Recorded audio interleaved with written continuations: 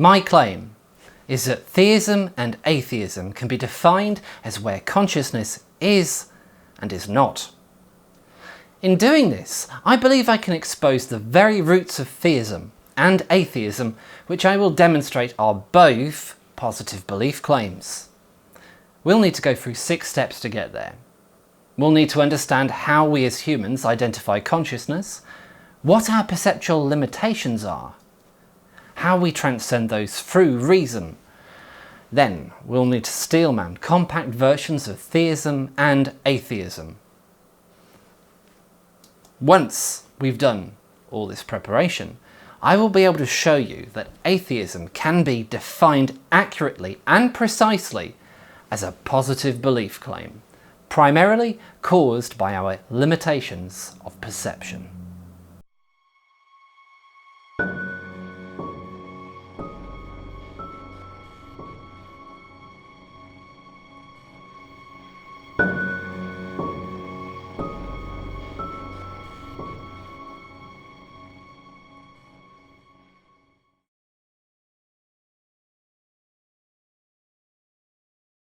How we identify consciousness is a point you can engage in easily yourself by taking the time to think about how you decide where consciousness is. What is consciousness? Alan Turing proposed the Turing test. If one could talk with a computer program and the program could reply and act like a human being with a full enough understanding to fool an actual human being, this would demonstrate a computer program to be as behaviourally as complex as one of us. Is behaviour enough, though? Many argue that watching a sunset, feeling pain and love, are more than just data processing. The hard problem of consciousness is the problem of how we get this first-person perspective and inner experience. David Chalmers explains quite well how we only know for sure of our own consciousness. The people around us could be philosophical zombies, acting like they had inner experience when, in fact, they did not. I can question your consciousness. I can't be 100% certain that you are conscious right now. Maybe you're just like acting conscious and you're walking the walk, you're talking the talk. Maybe nothing's going on in there. Maybe you're a zombie. I can't question my consciousness. I'm experiencing it directly. Right, it's more real to me than anything else. Tell me about zombies. It's a funny word, but there's some significance there. But the zombies that philosophers are concerned with, they're just like you and me, but they lack consciousness. They walk around acting like a conscious being, talking like a conscious being, but they're not conscious. You stick them with the pin, they say ow. Exactly. And you ask them, are you conscious? They say yes. And no one thinks zombies actually exist. I'm not a zombie, I don't think you're a zombie. But we can at least make sense of the idea. They seem to at least be imaginable. Our world is not a world of zombies. We're not robots. We're not automata. We're conscious. That itself is something that needs explanation. Now, with the idea that something strange is going on solidified somewhat with the concept of philosophical zombies, we can try and figure out what role consciousness might play in the universe. Why are we conscious? Why do we have these inner movies? Why aren't we just robots who process all this input, produce all that output, without experiencing the inner movie at all? Now you might say, let's just give neuroscience a few years, it'll turn out to be another emergent phenomenon. The classical cases of emergence are all cases of emergent behavior. You could apply that to the human brain and explaining some of the behaviors and the functions of the human brain as emergent phenomena. But when it comes to consciousness, questions about behavior are among the easy problems.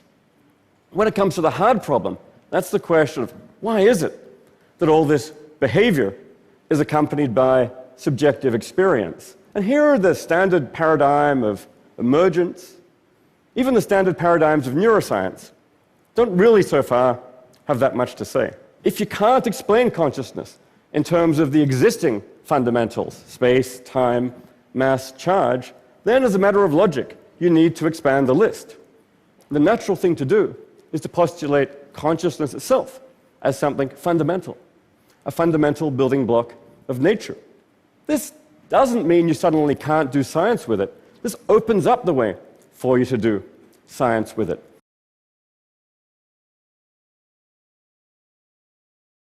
We assume consciousness for other humans because we're human. Because of theory of mind. I'm conscious, you look very much like me, you behave like I do. So I reason you're all conscious because I know I am. This is our central conceit on how we judge where consciousness is. For humans, consciousness is what it is to be human. This is all we intrinsically know consciousness to be. It's not exactly unreasonable that we fell into this trap, because our own experience is all we have right now. I call it a trap because there's really no way for us to know where consciousness actually is.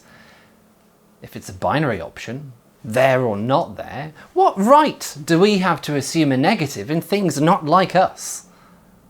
That's not rational to me. That's dogmatic at best. I can't see a valid argument for assuming the negative, because that would have to make us special.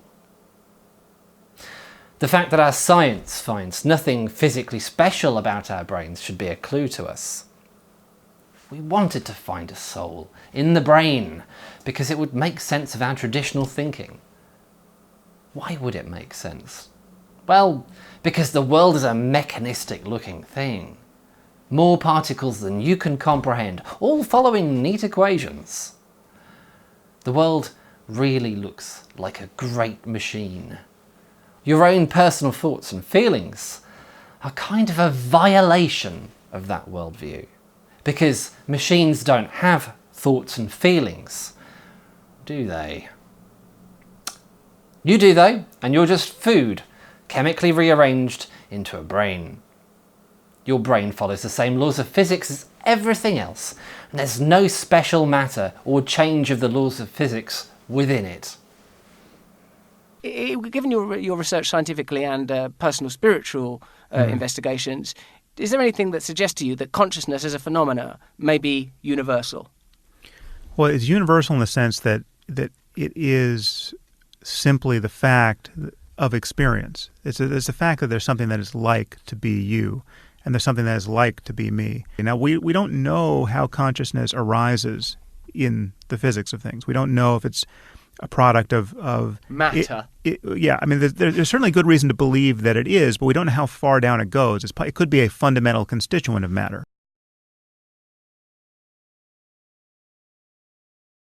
We're not separate, different from the other animals. We evolved from animals that don't see the truth. And the question is, do we see the truth? We see that a lot of animals don't. I can't go into this in detail, but the right way to look at this is evolution is a mathematically precise theory now. You don't have to wave your hands and have intuitions. It's mathematically precise. So you can use evolutionary game theory and genetic algorithms, run simulations, and I've done this in my lab, my students and I, hundreds of thousands, millions of worlds, organisms that see some of the truth, none of the truth, part of the truth, tuned to fitness, and so forth. And what we find is that truth goes extinct when it competes against organisms that are not tuned to the truth, that say none of the truth, but are just tuned to the fitness in the world. Our perceptual limitations don't serve our understanding of the world. We need to freely acknowledge them and attempt to move beyond them. I can go outside with a ruler and my perceptual limitation is that the Earth is flat. But I know better. We know the Earth is a roughly spherical planet because we were able to observe it objectively. We don't have this luxury with our inner experience. We can't say our Turing machine has an internal sense of being like a human, something else, or absent of experience entirely. An admission of what we don't know is the first step in reasoning this out. The next step is to consider the logical possibilities and see which works best. When we understand the weaknesses of our perceptual limitations, we can move past them. At one end, reality is in line with our perceptual limitations. Brains are the only thing capable of having experience. This is an unlikely and very awkward concept in my view. At the other end, absolutely all matter is a description of some aspect of inner subjectivity. Much like your body and brain create the description of your own inner subjectivity. In ideas like neutral monism, reality can be conceived of as a unified hybrid between materialistic realism and the universe being more like a thought than a machine. Ideas like this are simple, elegant solutions to the mind-body problem and essentially suggest that consciousness of some form or another could be part of everything we know. It's perhaps important to draw a distinction here between consciousness being fundamental and integral and universal. It's certainly possible some things aren't conscious in of themselves, but build up a part of conscious experience for something else instead. We don't have to go full on idealism, but don't let me stop you from doing that if you fancy it. As far as I can see, the alternative is to have a theory that conscious processes of some form are not fundamental to the universe. So now we have a point where we need to shift from a non-experiencing machine into a being with inner subjective experience. We need a theory to cover that and make sense of it. Nobody has managed to achieve anything productive here as far as I can see. Nothing. However, it doesn't stop this being a powerful worldview, but with our understanding of perceptual limitations, we can understand why. We can see why we get sucked into what I believe is a trap.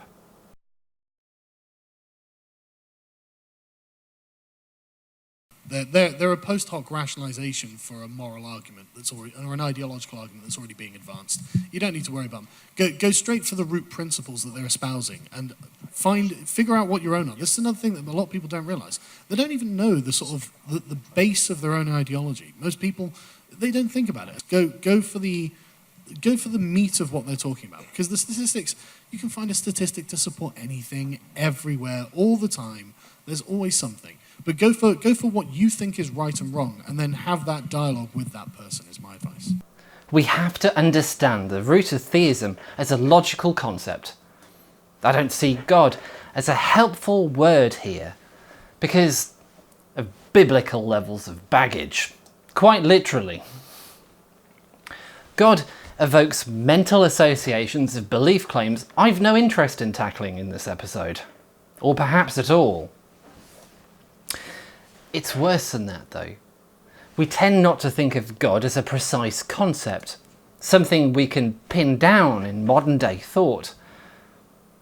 We keep treating the idea of God as if religion owns it wholesale, rather than seeing religion as trying to describe a concept present in the world. We can step up and develop sharper thinking if we want to. Let's take a look at the dictionary definition of theism. Theism: belief in the existence of a god or gods, specifically of a creator who intervenes in the universe. What we're really stating here, in order to have a creator, is that consciousness is fundamental. If it's not present at the beginning or an integral part of creation, there can be no conscious creator. If consciousness is integral to the creation of all things, like mass, charge, and gravity, then theism is verified. Even if it's a very irreligious form of theism, even if it's a form of theism that proves much religious scripture to be plain wrong. I find intervention impossible to assert or refute. But because atheism seems to mean both atheism and a deism in any widely accepted definition, the rest of this video doesn't really need to dive into it. Maybe another time, eh?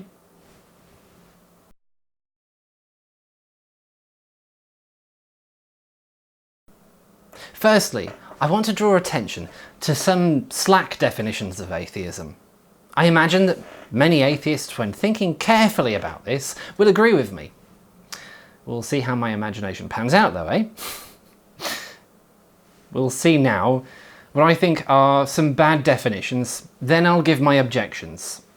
Atheism is merely the observation that the claims of theism have not met their burden of proof.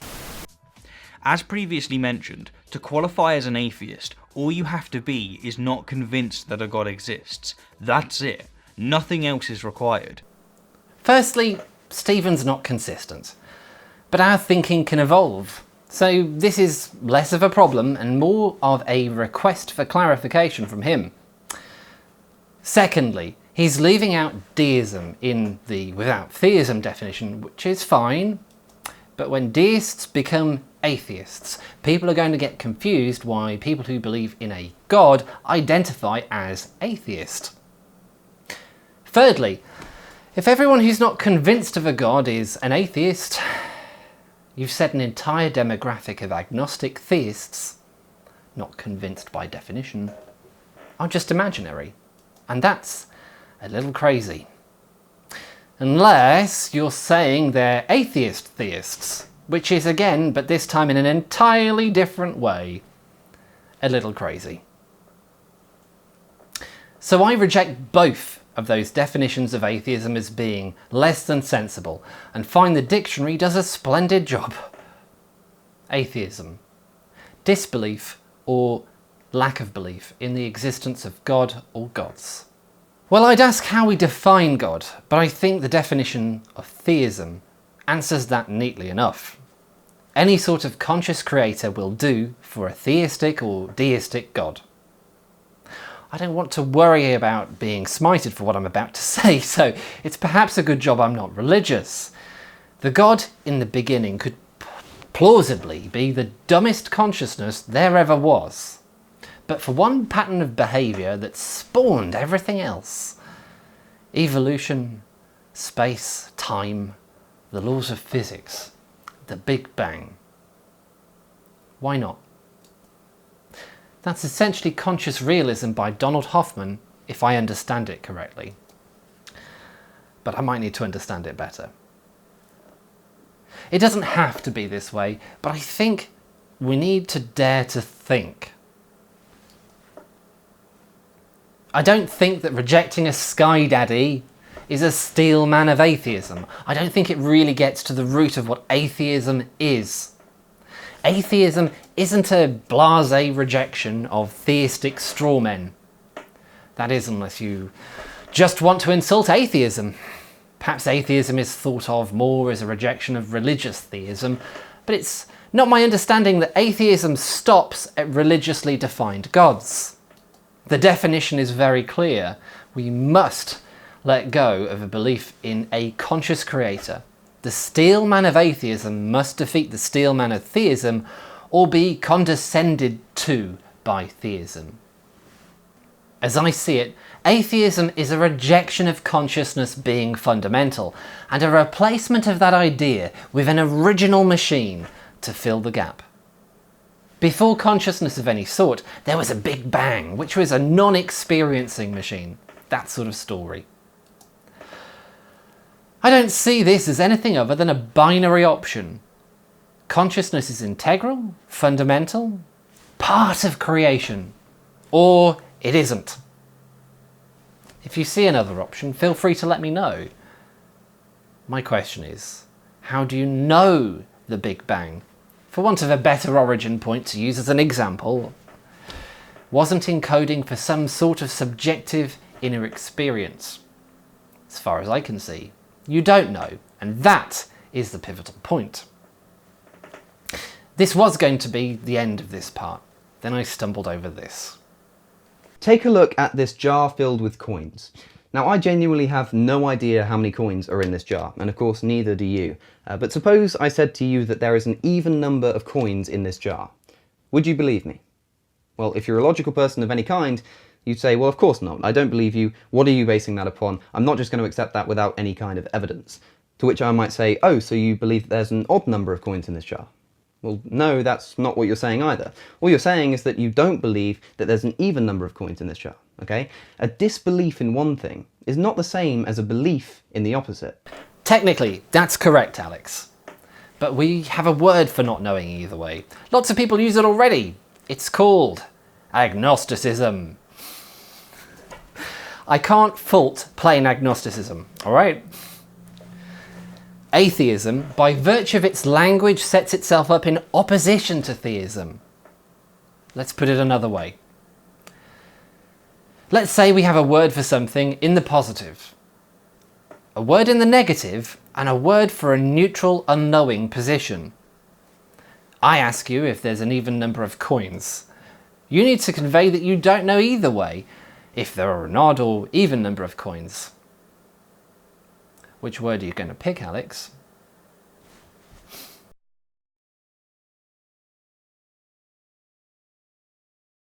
Not all, not none, but some atheists do make the claim that atheism is not a belief claim, but an absence of one. They say it has no burden of proof. Whether we're in the context of philosophy or law, the burden of proof is defined as the obligation to prove one's assertion. If you assert something, anything, then guess what? You've just incurred a burden of proof. And it doesn't matter if you've posed it in the positive, such as I have a pet bearded dragon, or in the negative, such as I don't have a pet lion. If you've made an assertion, you have the obligation to prove it. Simple stuff, right? Moving on, theism is defined as the belief that at least one God exists, and so a theist is someone who believes that at least one God exists. There are, of course, other definitions, but this is the generally accepted. It's not controversial. The definition of atheism, however, as alluded to in the intro, is controversial, because it's defined by theists and self-described agnostics as the belief that there are no gods, and by self-described atheists as a lack of belief in gods. The best definition I've found for atheism is it is not a denial of gods, it is a lack of belief in gods. This is an incredibly important distinction to make. All atheism is a lack of a belief in a particular deity, chiefly due to lack of evidence. So if I make a knowledge claim, as opposed to a belief claim, then I would agree with Stephen that I have a burden of proof if I want others to accept that knowledge claim. I agree with Stephen here. My central problem is that I think he sees theism as just religion. I see theism as a belief in a conscious creator. We live in creation. It's either consciously or non-consciously derived. To lack a belief in it being consciously derived implies the other side of the binary. This isn't about religion. It's about the kernel of truth that may lie right at the heart of all theism. And what's really entertaining about it is that it's been banging around in our psyche in some garbled form or another for millennia, if not longer. When atheists assert they aren't making a belief claim, I think they're just kidding themselves. I'm happy to hear from you as to why you think that's wrong. Atheism, or as I like to call it, Protomachinism, is the positive belief claim that the universe started at some point with a non-conscious machine. Or at least that a non-conscious machine preceded consciousness. Protomachinism. Belief that consciousness is not fundamental, necessitating the belief in an original non-conscious machine that then later caused forms of consciousness. How do you argue against that? Well, you could say no, actually, atheism is a lack of belief in God.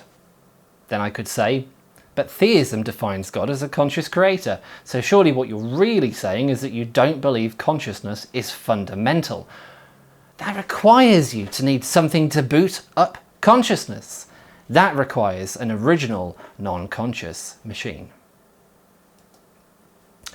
How about arguing against that?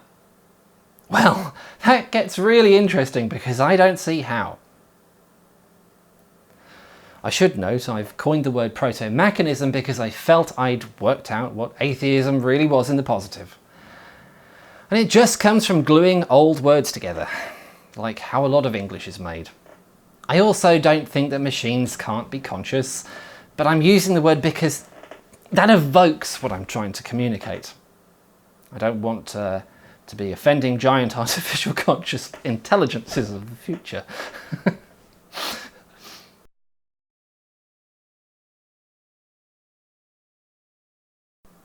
You don't have to be an atheist to find protomachinism a useful concept, because now we can define bare-bones theism in the negative. Now, I would strongly suggest that people do not deliberately engage in disingenuous behaviour. I mean it, it's not good for us. But I don't disapprove of good-natured tongue-in-cheek humour. I can say to you now that it's not that I'm a theist, but that I reject the idea of an original machine that booted up the simplest forms of consciousness. I simply reject that belief claim. I'm not making an active belief claim. It would at least show the world how flawed the idea really is that atheism isn't making a belief claim. The shoe can now be on the other foot.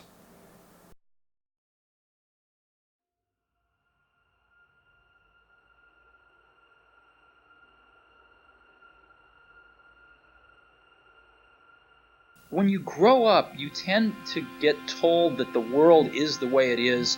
Your life is just to live your life inside the world, try not to bash into the walls too much. Is there a point to all this? Let's find a point. Try to have a nice family life, have fun, save a little money. The world is like a ride at an amusement park, and when you choose to go on it, you think it's real, because that's how powerful our minds are. And the ride goes up and down and round and round. It has thrills and chills, and it's very brightly colored, and it's very loud. But life, that's a very limited life. Life can be much broader once you discover one simple fact, and that is everything around you that you call life was made up by people that were no smarter than you. It's just a ride, and we can change it anytime we want. It's only a choice. No effort, no work, no job, no savings of money. A choice right now between fear and love. We spend a lot of time trying to change other people. Our focus is on altering others. We make an evolution in our own behaviour conditional on evolutions in other people's. Changing how you behave to others can be the fastest way to alter how others behave towards you. You cited freedom of speech in that. Why should your right to freedom of speech trump a trans person's right not to be offended? We might angrily suggest that someone else calm down, or we may bullyingly insist to a person that they try to be more empathetic. Because in order to be able to think, you have to risk being offensive. In our behaviour, we tend to be making an implicit distinction between two projects: getting other people to change and changing ourselves. You know, like you're certainly willing to risk offending me in the pursuit of truth. Why should you have the right to do that? It's been rather uncomfortable. And you can change it. You can influence it. You can build your own things that other people can use. Well, I'm very glad I put you on the spot. Well, I'm very glad that I have exercised my freedom of speech. You get my point. It's like, and the minute that you understand that you can poke life and actually something will, if you push in, something will pop out the other side. That you can change it. You can mold it. You're doing what you should do, which is digging a bit to see what the hell's going on. We can at least take pride in the integrity of our position, knowing that we have had the strength and dignity already to have started to become the change we want to see. You'll want to change life and make it better because it's kind of messed up in a lot of ways. That's maybe the most important thing, is to shake off this erroneous notion that life is there and you're just going to live it. The eyes of fear want you to put bigger locks on your door, buy guns, close yourself off. The eyes of love instead see all of us as one. Once you learn that, you'll never be the same again.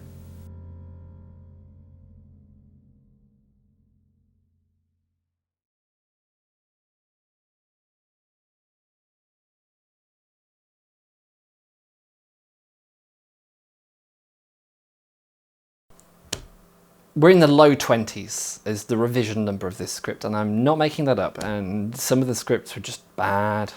Some of them were ranty. I got angry, I got frustrated. I brought it round in the end.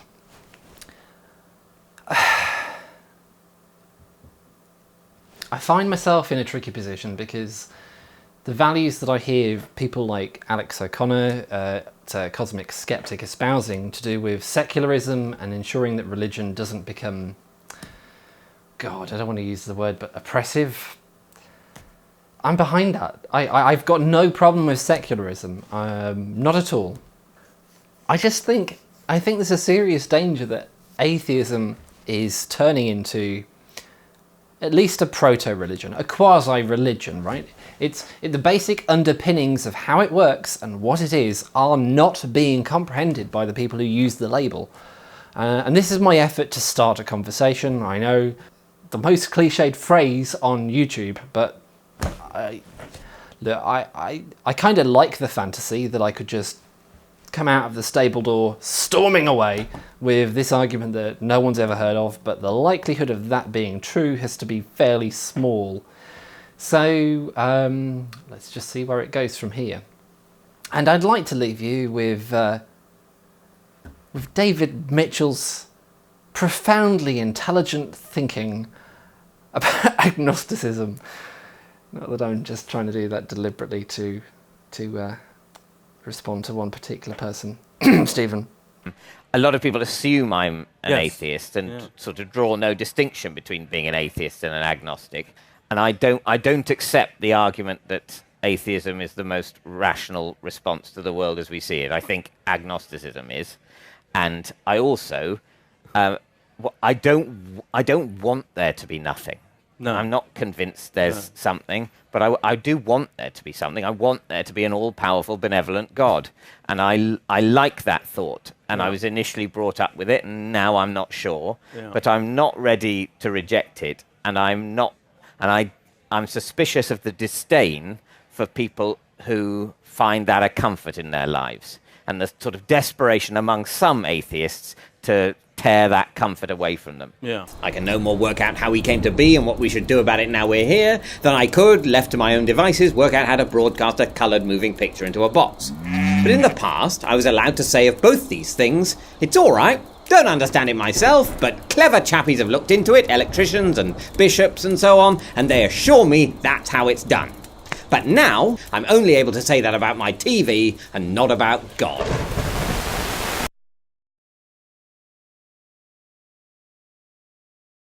You're either a theist or an atheist, and how certain you are of your belief, that is, how Gnostic or agnostic you are, is a completely different question.